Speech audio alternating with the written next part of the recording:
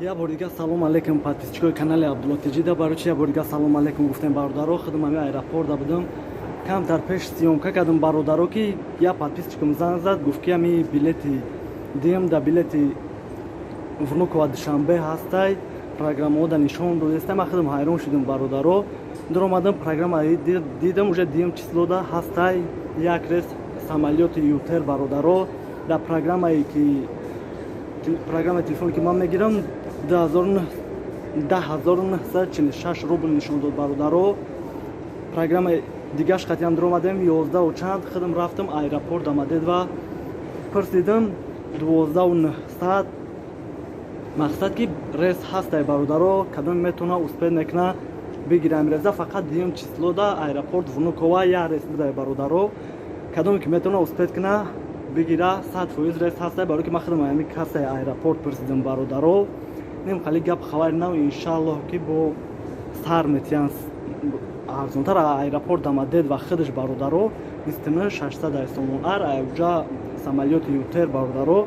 дим числода ҳами хали нарх гуфтам ки ами хушхабара пешаи ҳама бугумтона далчи видео ки стимомка кадам ҳамро мемонум сомон ар буди 11 да сар мешава 11:50 мепара дига тоҷик айра ҳозир атмини чидагаам бегада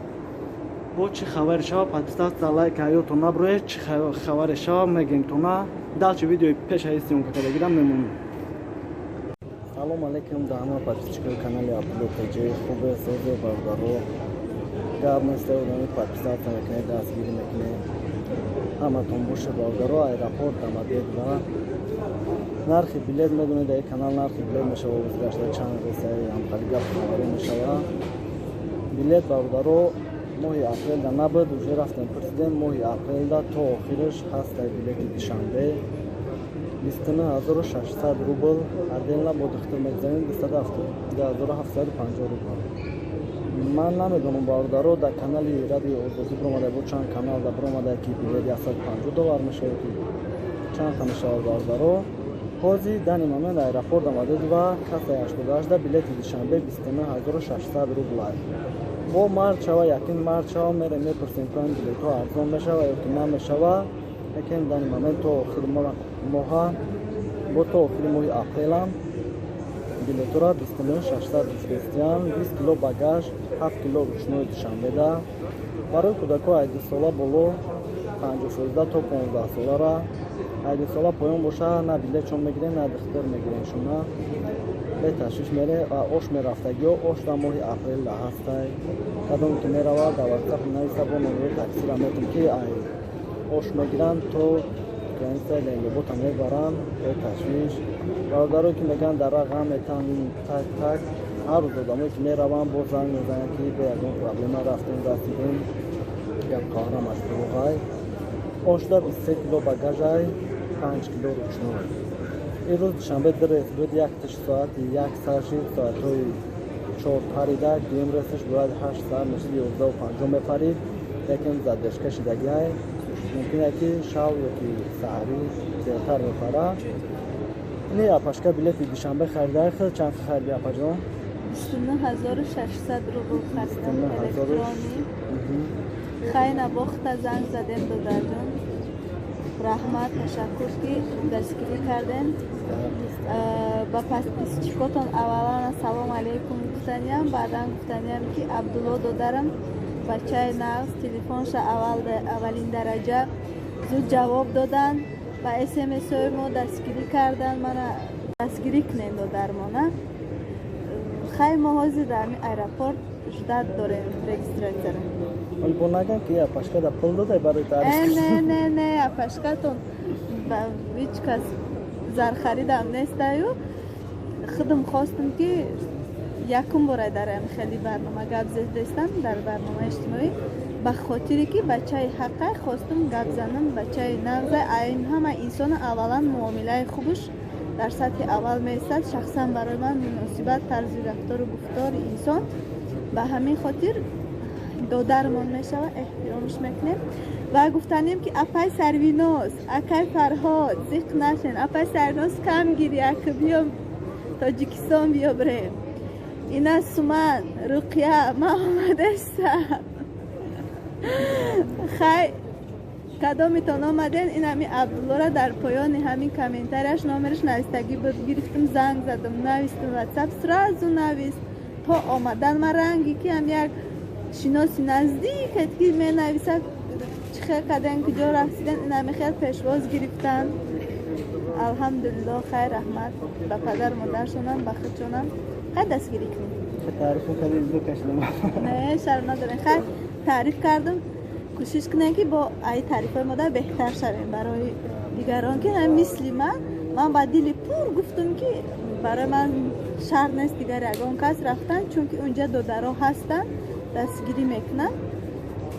همه طرفه با دل پر آمدم. بعد همین بردارو که اشتراف دوران خوبتره که پیش رفتنشون بسپارن اشترافشون. آی نه به من شما تو اشتراف اسپاردیم. آی نه من اشتراف داشتم اشتراف هم اسپاریدم خیلی بسپارم با نرزه برای که خوبتره دوپار تمام خطتان بگیرین اشترافاتونم برای نویس بگیرین بیارین یکی آمدنی باشه به تشویش میرین میوین برادرها که میگن ورزشین народи нақати ош бурем намешава бародаро варзаши народи нақати фақат родинаи худ ватани худат варзаши родинаи гуфтане ки ҳуҷҷате ки баргашт ба ватан фақат ватани худат дигар прямои шанде кадоме ки паспорташ дардагия ёки ягон кредит дора ёки ягон проблемаи дигар ёра вақти тамози гаштандан мегардонам бародаро برای اون کردیت داشته باشین خوبای کردیتاتون رو بسپارین اشتراف داشته باشین اشترافاتون رو بسپارین اگر نشد اشتراف چه بگیم ای 190% چه نمیگردن اشترافی برای کوچکی یا که برای دیگرش نمیگردن نه لیکن بسپاردن خوبه برای که دپورتون نکنن هم خالی گپ خبرها ایرپورت انشالله یکم روز شنبه سمالیات یوتر دوم اپریل روز جمعه انشالله اومد با برادرای که میفرویان میپرسیم که بلیطا را چند خریدین همه شامل میکنن میگن تو نه روزی دیون یا هر هفته یا رسی ساعت میتن خرید کنم اشیای کامل موضوع تماشا کردگی همه شامل دونیم برادرها همه خگب خواری نو بود گفتیم تو نه شما چی پاکستان سال لایک همون خدا که اگه سخانه میکنی بو بیا ما پیش خیلی بشینم السلام علیکم برادر ما آمده منم ایرپورت پیش همین برادر عزیزمو با دستگیری می آدم و شناس میخوایم که برادر اتپراویت کنیم تاجیکستان با خیلی آدمی خوب بودگی شما هزار رحمت که شیر بچه تاجیک هستن یاردم میکنم خدا نگهبان شما شد خدا حافظ بعد همین برادرایی که باگاژشون زیاده مقصد شنبه دا 20 کیلو باگاژ اگر 21 کیلو باشه یگان چنین همین 1 کیلوش دا 385 روبل میسپارین تمام یا 5 کیلو باشه سر 5 کیلوش میسپارین آشدا باشه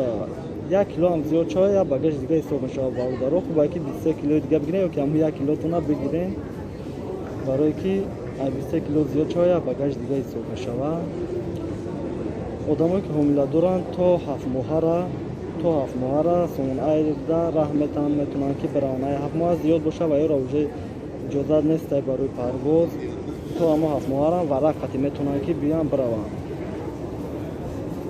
این خالی گپ خبرو برادرو پاکستان سالای که ایاتون نبروره نمبر را در کامنتاری هم میمونم کدوم چی سوالی داره چیره من میخوام تلفن کنین انشالله خودمونم در ایرپورت نباشیم برادروی هستن که همشون نشونتون میتن